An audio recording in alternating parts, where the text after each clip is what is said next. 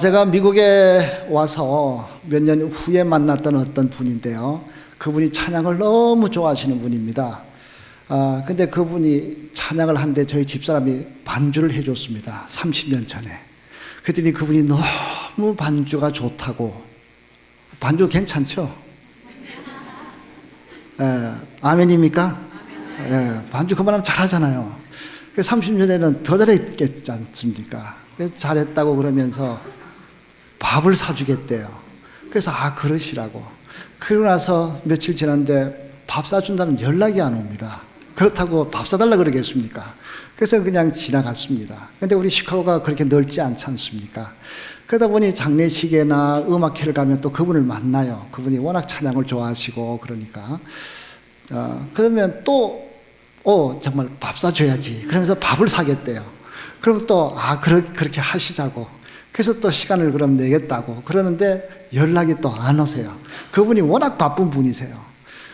그래서 또 가다 또 중간에 또 만나면은 또 밥을 사겠대요. 그러면 또 제가 그러자고. 그런데 그분이 또 워낙 바쁘다 보니까 또 연락이 안 와요. 한 달 전에 또 만났습니다. 그러더니 또 밥을 사겠대요. 오늘 오후 5시에 만납니다.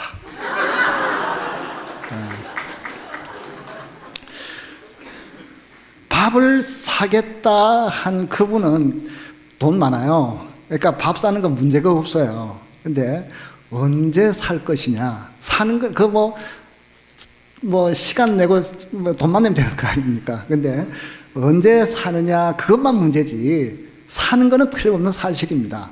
다른 말로 하면 예수님께서 재림해서 오시는 것이 언제냐가 문제지 오시는 것은 분명합니다. 자, 이것이 오늘의 이야기입니다. 자, 오늘 이야기의 본문은 13장은 이렇게 시작이 됩니다. 제자들이 예수님과 함께 예루살렘 성전을 보니까 헤롯 성전이 화려하거든요. 너무 이쁘고 화려하니까 선생님 적어보십시오. 얼마나 아름답습니까? 그럴 때 주님께서는 돌 위에 돌 하나도 남지 않고 다 무너질 것이라고 예언을 하십니다. 자, 이제 겟세마네 동산에 제자들이 올라갔습니다. 그 동산에 올라가니까 성전이 보입니다. 그 제자들, 그러니까 특히 베드로, 안드레, 야고보, 요한 이 네 제자가 조용히 주님께 물었습니다. 주님, 도대체 저 아름다운 성전이 무너지게 될 때 언제 그런 일이 일어나고 무슨 징조가 나타날 것입니까? 자, 그래서 그것에 대한 설명이 예수님께서 그 성전이 무너지는 곧 예루살렘이 무너질 것에 대한 예언과 또한 이 예언을 뛰어넘어서 예루살렘 성전 정도가 아니라 온 세상 천지가 완전히 망가지면서 예수께서 재림해서 오실 것에 대한 이야기가 오늘 이 마가복음 13장 전체에 걸쳐서 나타나고 있습니다. 자, 제자들의 질문이었습니다. 우리 오늘 본문은 13장 저 뒷부분만 저희가 잡았었는데요. 13장 4절에 보면 이렇게 묻습니다. 우리에게 일어서서 어느 때에 이런 일이 있겠사오며 이 모든 일이 이루어지려 할 때에 무슨 징조가 있사오리까? 자, 예수님께서 하시는 대답. 그 성전뿐 아니라 천지 만물이 다 멸망당하는 그때 바로 주님이 오실 것을 말씀합니다. 자, 오늘은 두 가지 단어를 외우셔야 되는데 하나는 오신다. 그리고 또 하나는 깨어라. 자, 쉽죠? 오늘은 두 가지의 본문입니다. 두 가지의 대지입니다. 자, 첫 번째는 오신다. 또 하나는 깨어라. 자, 우리 주님은 오신다. 그렇게 오늘 약속을 하고 있습니다. 자, 주님은 오십니다. 26절에 오늘 본문에서 그때 인자가 구름을 타고 큰 권능과 영광으로 오는 것을 사람들이 보리라. 또 그때에 그가 천사들을 보내어 자기가 택하신 자들을 땅끝으로부터 하늘 끝까지 사방에서 모으리라. 자, 여기 나오는 26절 그때에 27절 그때 도대체 그때가 어느 때일까? 그때에 하는 것은 바로 그 앞을 보면 바로 그게 그때죠. 그러면 그 앞에 이제 24절부터 이게 시작이 되는데 그때가 어느 때냐? 그때 그 환난 후 해가 어두워지고 달이 빛을 내지 않고 별들이 하늘에서 떨어지며 하늘에 있는 권능들이 흔들리리라. 해와 달이 흔들려버리고 빛을 잃어버리고 별들이 떨어지고 흔들려버리는 우주적인 대파국이 일어나는 그때 그때 예수께서 오실 것이라고 그렇게 말씀합니다. 자, 그러니 이 세상엔 더 이상 살 수 있는 땅이 아닙니다. 그야말로 이 땅에서 더 이상 우리가 이 세상에 쌓아두었던 모든 것은 다 사라집니다. 이 세상에 쌓았던 재물, 권세, 이 세상에 있는 모든 것은 아무리 이 땅에서 건강을 자랑하고 메달을 많이 가졌다고 할지라도 모든 것은 하늘의 별이 떨어지고 해와 달이 다 떨어져 버리는 그 순간에는 모든 것은 사라져 버립니다. 그때에 주님께서 오시리라 그렇게 말씀하고 있습니다. 자, 이런 대우주적인 파국이 일어나기 전에, 예수님께서 오시기 전에 이런 징조가 있을 것이라는 것을 앞에 14장에서 앞에 쭉 말씀을 하고 있는데, 그것을 잠깐만 제가 소개를 해드리겠습니다. 자, 여기 예수님이 오시기 전에 일어나는 것 중에 하나가 전쟁이 많아진다라는 사실입니다. 자, 나라가 나라를, 민족이 민족을 대하여 싸우는 일들이 생기게 될 것입니다. 자, 마가복음 13장 7절에서 앞부분입니다. 난리와 난리의 소문을 들을 때에 두려워하지 말라. 이런 일이 있어야 하되 아직 끝은 아니니라. 민족이 민족을, 나라가 나라를 대적하여 일어나겠고 곳곳에 지진이 있으며 기근이 있으리니 이는 재난의 시작이다. 전쟁이 일어나고 민족이 민족을 싸워나가게 되면 이제는 시작이다. 여러분, 지금 우리 한국에서 우리가 살 때는 이북과의 대치 관계에서 항상 불안해 살았습니다. 미국을 오고 나니까 이번엔 여기서는 또 테러 때문에 늘 불안하게 살아가야 하고 있습니다. 자, 9/11이라고 하는 이 사건은 그야말로 민족이 민족을, 나라가 나라를 대적하는 대표적인 사건이었습니다. 또한 지진과 기근이 많이 생긴다고 그럽니다. 자, 천재지변이 많아집니다. 참 금년에는 참 또 유독히 춥네요. 자, 얼마 전에는 영하 28도까지 내려가더니 내일 밤에 영하 20도까지 내려간다는 아마 뉴스 보셨을 겁니다. 영하 20도면요, 화씨로 영하 20도면 우리 한국에서 사용하던 섭씨로 영하 29도입니다. 우리 며칠 전에 영하 30 몇 도까지 내려간 경험이 있으니까 29도쯤이야 이렇게 생각할 수도 있겠는데, 자, 엄청난 재앙들이 옵니다. 지진의 숫자가 많아진다고 합니다. 자, 여러분, 지진의 숫자가 몇 년도에 몇 번이고 몇 년도에 몇 번이고 우리 그런 거 따질 필요 없습니다. 지진이 오고 전쟁의 소식을 들을 때마다 주님께서 오실 때가 되어간다는 경각심을 가질 것이 중요하지, 지금 지진이 이렇게 더 늘어났으니까 언제쯤 오시겠다 그런 날짜 계산하는 것은 지극히 무익한 일일 수밖에 없습니다. 자, 우리는 여러 가지 징조가 나타낼 때마다 주님께서 오실 때가 되어가는데 나는 지금 준비가 되어가고 있느냐, 그것이 관건이라는 것입니다. 그리고 또 주님이 오시기 전에 영적으로 유혹하는 사람들이 많이 나타나게 됩니다. 우리가 적 그리스도라고 부르는데요, 엔타이크라이스트, 예수님에 대해서 아주 대적하는 권세 있는 어떤 대상이 나타나게 될 것입니다.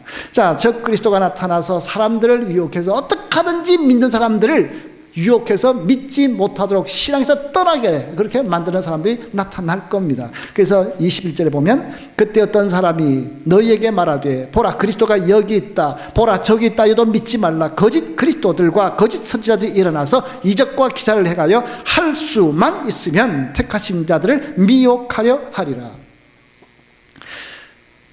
또한 예수님이 오시기 전에 성도들을 핍박하는 일들이 많이 생길 겁니다. 여러분, 우리 한국에서는 이 크리스찬이라고 하는 것을 내놓고 말하기가 부끄러워질 만큼 왜 그렇게 참 엔타이들이 많은지 모르겠습니다. 그 엔티들, 자, 이 엔타이 크라이스트들 상당히 많이 생기고 있습니다. 자, 그래서 참 인터넷을 도배를 하고 있는데, 자, 또 그것이 더 심하게 가다 보면 다른 나라에서는 믿는 사람들에 대한 핍박이 이루 말을 할 수가 없습니다. 우리 바로 옆에 있었던 이 이북 같은 나라에 이것은 인권을 넘어서 참 그리스도인들 얼마나 많은 사람들이 희생되어 가고 있는지 모릅니다. 자, 13장 9절에서 너희는 스스로 조심하라. 사람들이 너희를 공회에 넘겨주겠고 너희를 회당에서 매질하겠으며 나로 말미암아 너희가 권력자들과 임금들 앞에 서리니 이는 그들에게 증거가 되려 함이라. 자, 이런 핍박이 있는데도 희한한 것은요, 교회들마다 선교, 그러면 그냥 자다가도 벌떡 깹니다. 전도하고 선교하는 일에는 아끼지 않고 그냥 모든 것을 투자합니다. 왜냐하면 그것이 다 이루어져야 할 주님의 말씀이기 때문에 그렇습니다. 그래서 아까 그 바로 다음 10절에서 또 복음이 먼저 만국에 전파되어야 할 것이니라. 자, 그런데 우리는 이 땅에 살면서 주님이 오실 정확한 날짜는 알 수가 없습니다. 우리 한국은 이것 때문에 얼마나 고생을 했는지 모릅니다. 1992년 10월 28일 밤 12시 주님이 오신다고 떠들던 다미 선교로 인해서 얼마나 많은 사람들이 상처를 받았는지 모릅니다. 이제는 아마 그 날짜 때문에 그 카운트하는 그런 어리석음에 빠지는 사람들은 없을 것 같습니다. 자, 그런데 우리는 예수님께서 오실 날짜를 모르는 것과 똑같이 우리의 죽음의 시간을 모릅니다. 자, 다시 말해서 예수님의 재림이 내 세대에 일어나지 않는다면 오늘 나오는 이 마가복음 13장은 나하고 아무 상관이 없는 말씀이냐? 아닙니다. 예수님의 재림이 내 세대에 일어나지 아니한다 할지라도 내가 죽는 그 순간이 바로 예수님의 재림의 날짜하고 똑같은 의미를 가집니다. 왜냐하면 우리가 이 세상에 살다가 죽으면 그 시간부터 모든 것은 중단입니다. 스탑됩니다. 그리고 나서 우리는 기다립니다. 주님이 오실 때 우리는 죽었던 모든 성도들이 다시 일어나서 휴가고 주님을 영접하게 될 것이고, 그리고 나서 천년왕국과 함께 대심판이 있게 될 겁니다. 그런데 우리가 살다가 죽어가는 그 순간 이후로는 아무것도 변화가 없습니다. 아무것도 할 수가 없습니다. 내가 살아있는 요 기간 동안에 모든 것은 다 끝납니다. 이것이 주님 앞에 가서 심판받을 모든 것이 되어버리기에 내가 죽는 그 순간은 바로 주님의 재림할 때까지 재림하는 그 순간의 시간과 맞닿을 수밖에 없습니다. 그러니 나의 개인적인 죽음은 곧 주님의 재림의 시간과 똑같은 의미를 가진다고 생각하면 됩니다. 자, 그러니 이제 예수님께서 오실 날짜와 시간이 영계의 비밀인 것처럼 나의 죽음의 시간도 역시 비밀로 되어 있습니다. 자, 큰 사람이나 작은 사람이나 힘 있건 없건 가진 자건 없는 자건 누구나가 다 하나님의 때를 따라 우리는 가게 되어 있습니다. 1962년 어느 날 밤입니다. 빌리 그레함 목사님이 아주 젊었을 때죠. 근데 그 마음속에 영적 부담감이 생깁니다. 마릴린 monroe를 꼭 만나서 복음을 전해야 되겠다고 하는 그런 마음의 무거움이 왔습니다. 자, 그러나 무시하고 그냥 하루 지났습니다. 그 다음날 새벽에 또다시 잠이 깨어지면서 이 여자를 만나야 되겠다. 그래서 마릴린 monroe한테 전화를 했답니다. 그랬더니 시간이 없고요. 지금 비어있는 제일 빠른 시간이 2주 후 날짜 있습니다. 그래서 2주 후에 만나기로 했습니다. 여러분, 빌리 그레함 목사님 정도 되는 양반이 이런 여배우 만나고 싶어서 그런 날짜 정하겠습니까? 그렇지는 않지 않습니까? 자, 그런데 부담이 오니까 그래서 만나자. 그런데 이 마릴린 monroe가 그때 사실 그냥 자체 쳐놓고 이 목사님을 만나러 갔었어야 됐을 텐데 그냥 그것을 늦춰서 편안한 자기 시간, 빈 시간에 날짜를 정해버렸습니다. 자, 그런데 며칠 후 이 여자는 결국 그 약속을 지키지 못하고 말았는데 며칠 후에 그냥 한 글을 남기고 죽었습니다. 나의 인생은 파장하여 문을 닫은 해수욕장 같다. 자, 파장에서 문을 닫은 사람이 없는 그런 파장한 해수욕장 같이 자기 인생의 허물을 느끼면서 있던 이 여인, 자살인지 타살인지는 알 수 없지만 하여튼 이 여인은 어느 날 갑자기 이 세상이 끝나고 말았습니다. 여러분, 이 세상은요, 모든 사람들이 살아가는 것이 그저 일상적으로 살다가 그냥 어느 날 끝납니다. 자, 그래서 예수님께서 오시는 날을 꼭 노아의 홍수 때와 같다 말합니다. 여러분, 노아의 홍수 비가 내리기 시작하는데 비가 올 때 사람들은 느낍니다. 오늘 비 오네. 한 달 전에도 비가 왔을 겁니다. 오늘 비 오는 날이구나. 일주일 전에도 비가 왔을 겁니다.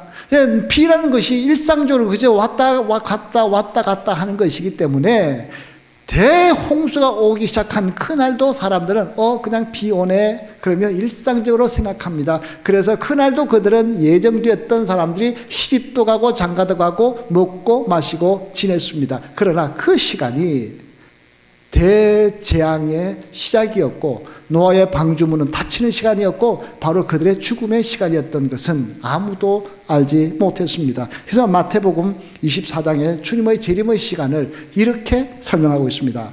노아의 때와 같이 인자의 임함도 그러하리라. 홍수 전에 노아가 방주에 들어가던 날까지 사람들이 먹고 마시고 장가들고 시가고 있으면서 홍수가 나서 그들을 다 멸하기까지 깨닫지 못하였으니 인자의 임함도 이와 같으리라.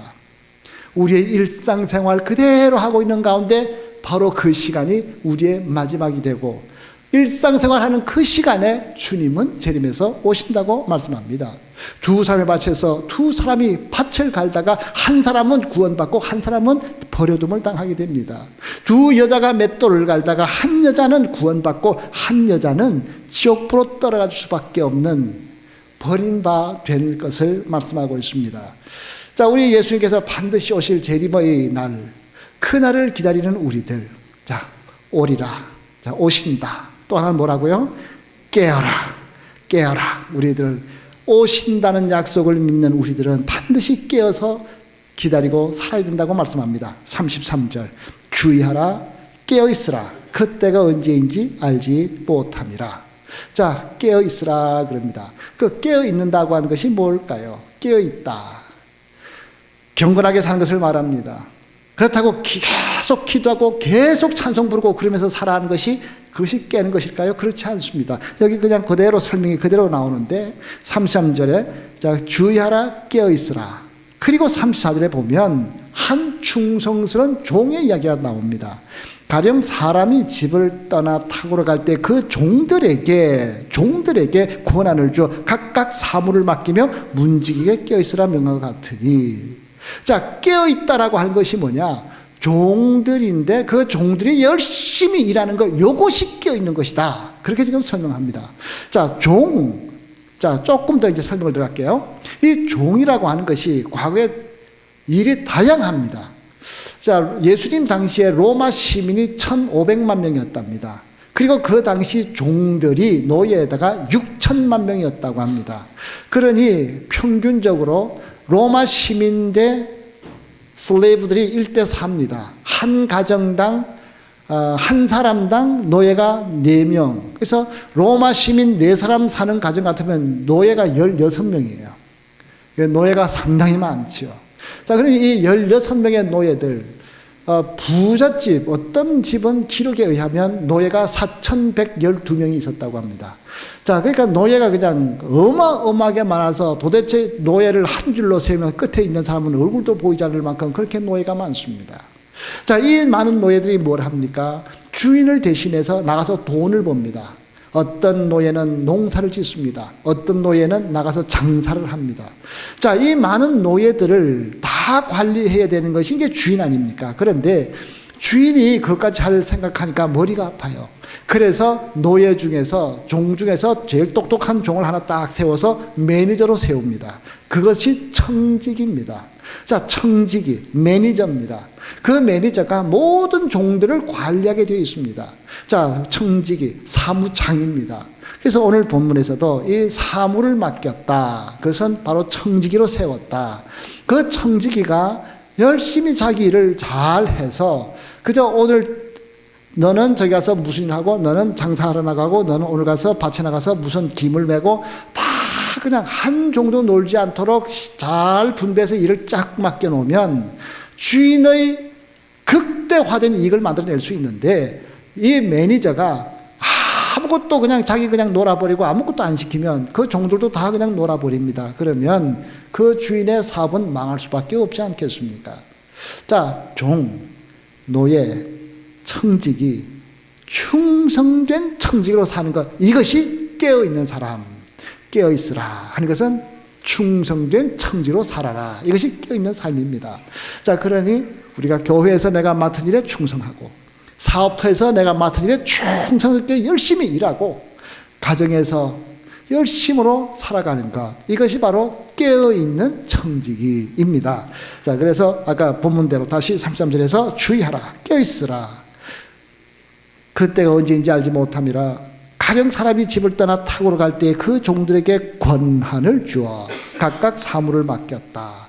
청지기, 바로 그 모든 청지기들에게 그 일을 맡겨 주었습니다.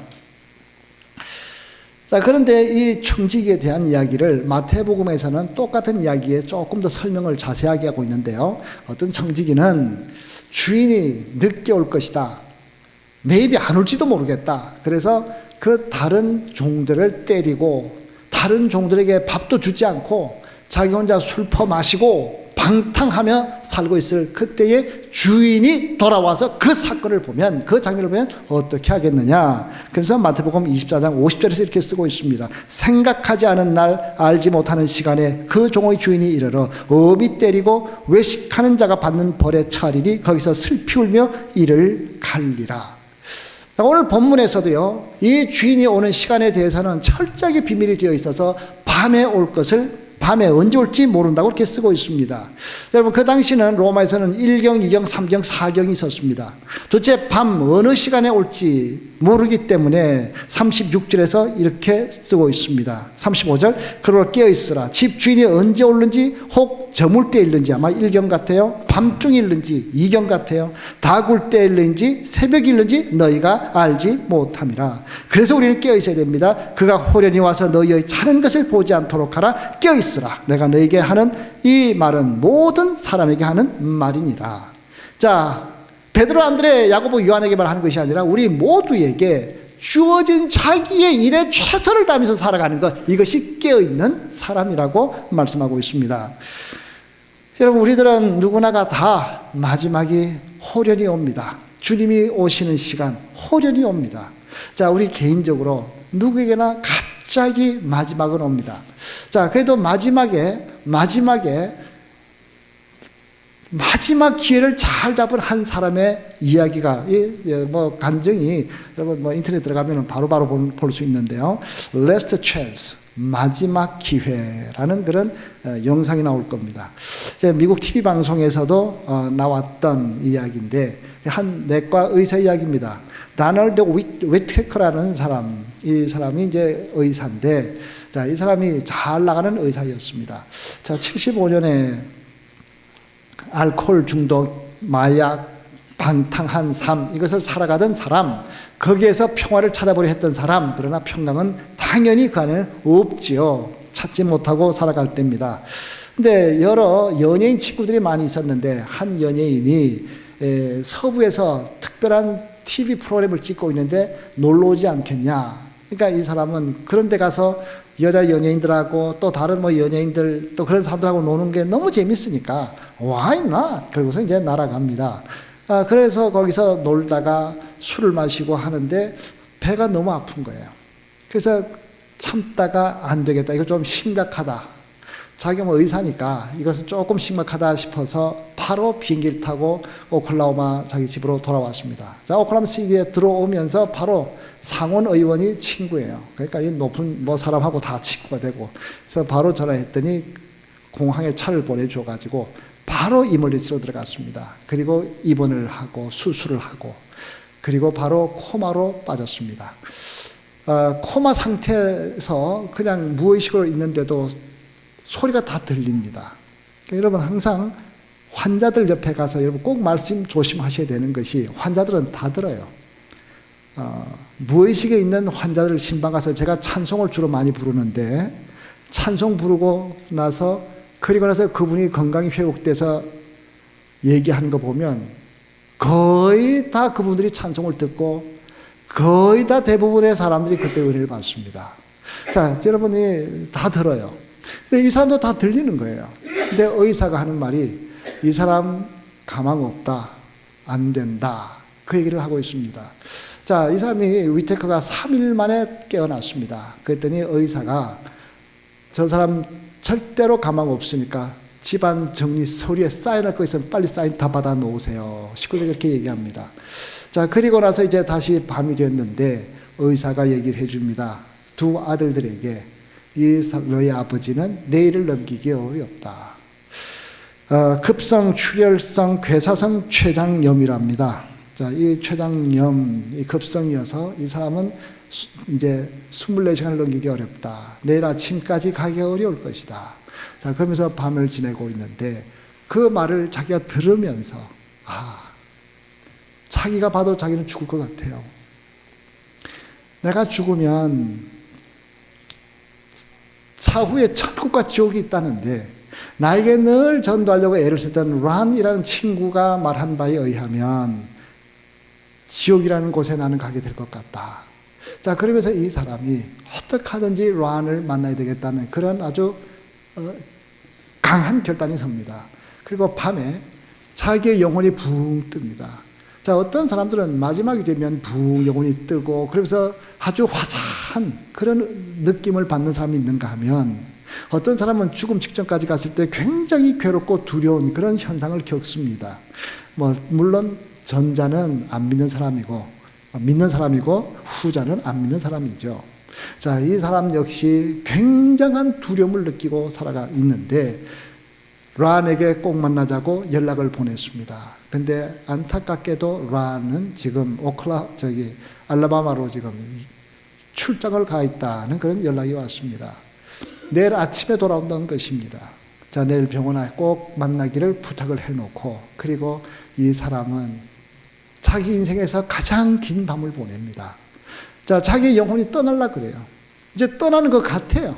그리고 자기의 발끝부터 뼈가 아플 만큼 그렇게 찬 기운이 올라옵니다.